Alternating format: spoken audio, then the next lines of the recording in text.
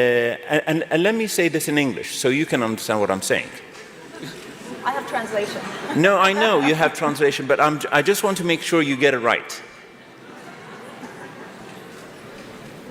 There will come a day that we will see far more radical extremists and terrorists coming out of Europe because of the lack of decision-making, trying to be politically correct, or assuming that they know the Middle East and they know Islam and they know the others far better than we do.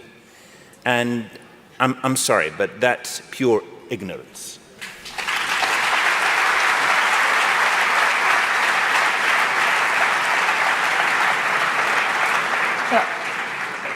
Minister Al-Jubeir, I'm not a European politician. What kind of advice? Lucky you.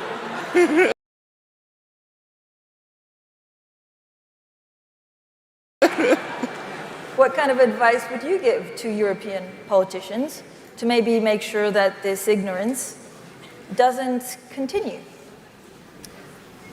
I think there has to be balance between rights and between law enforcement.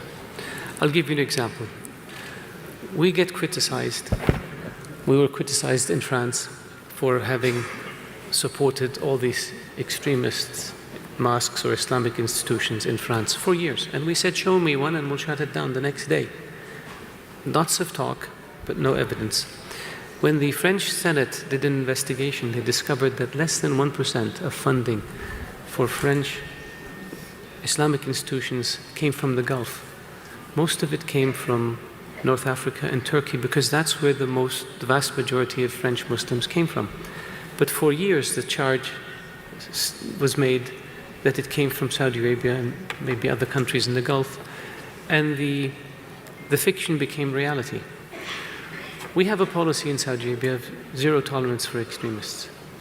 If somebody is an imam in a mosque and is preaching hate and violence, they get dismissed, reprimanded, reprogrammed, and then dismissed if it doesn't work. And we've dismissed thousands of them.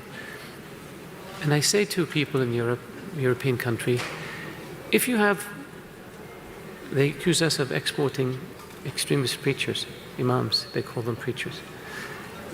We say to them, show me, and if they're not a German citizen or French citizen or British citizen, deport them. That's what we would do.